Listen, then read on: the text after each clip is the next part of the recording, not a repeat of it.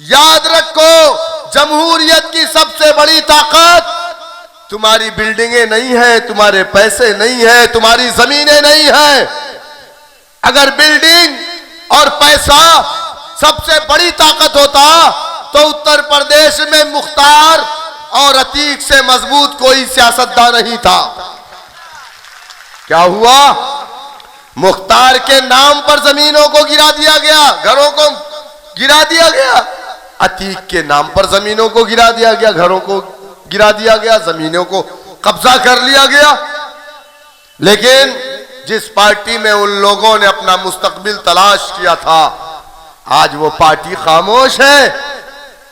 अगर किसी ने मुख्तार अंसारी या अतीक अहमद या आजम खान साहब की दिफा में बात किया था तो मैंने और मेरे कायद ने किया था। किसी पार्टी के लोगों में हिम्मत नहीं है जो अपने आप को मुसलमानों की हितैषी समझती है।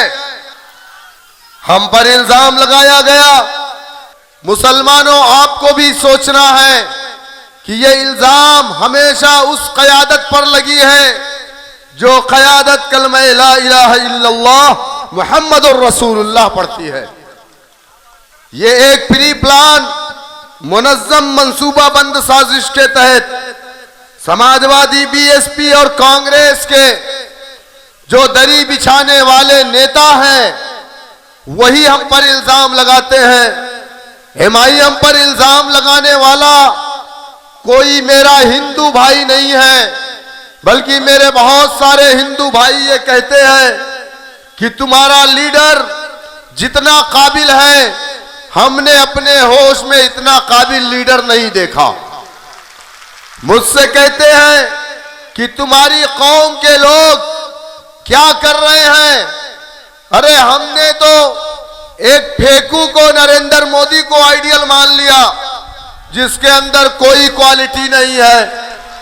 अब तुम्हारे पास एक ऐसा लीडर है जो हिंदुस्तान की पार्लियामेंट में 540 में सबसे काबिल है, जिसे 2014 में सांसद रतन का अवार्ड मिला है, वो तुम्हारा लीडर है। अगर ये हमारे लीडर होते, मेरे दोस्त ने मुझसे कहा चूंकि मैं हिंदू हूं इसलिए मैं बैरिस्टर असदुद्दीन ओवैसी साहब को अपना लीडर तो नहीं मान रहा हूं, लेकिन अगर ये हमारे समाज से ताल्लुक रखते तो हम इन्हें भगवान बना करके पूजते। मेरे दोस्तों, मेरे बुजुर्गों, आप मुझे बताइए कि इस प्रदेश के अंदर 4 मर्तबा समाजवादी पार्टी ने हुकूमत किया, 4 मर्तबा बहुजन समाज पार्टी ने हुकूमत किया। इस देश के अंदर 60 साल से ज्यादा कांग्रेस पार्टी ने हुकूमत किया ना। लेकिन उन आज 74 साल में मुसलमानों के हालात क्या हैं, कभी आपने इस पर नजर डाली? सच्चर कमेटी, रंगनाथ मिश्रा कमीशन की रिपोर्ट है, भारत का मुसलमान दलित से बदतर अपनी जिंदगी को गुजार रहा है। मुसलमानों, अब इससे ज्यादा तो मुझे नहीं लगता कि अब आप बर्दाश्त कर सकते हैं। लेकिन बावजूद उसके मैं उन नाम नहाज सेकुलर चपरासियों से पूछना चाहता हूं, हमें आज इस मुकाम पर ला करके तुमने छोड़ा कि हम दलित से बदतर अपनी जिंदगी को गुजार रहे हैं, तो इसके जिम्मेदार कौन है? क्या वो नाम नहाज सेकुलर पार्टियां नहीं है, जिन पार्टियों को हमने अपनी पार्टी माना, जिस झंडे को हमने अपना झंडा माना, जिस कायद को हमने अपना कायद माना? कभी कांग्रेस को अपनी पार्टी, नेहरू को अपना लीडर, इंदिरा को अपना लीडर, राजीव को अपना लीडर, सोनिया को अपना कायद माना।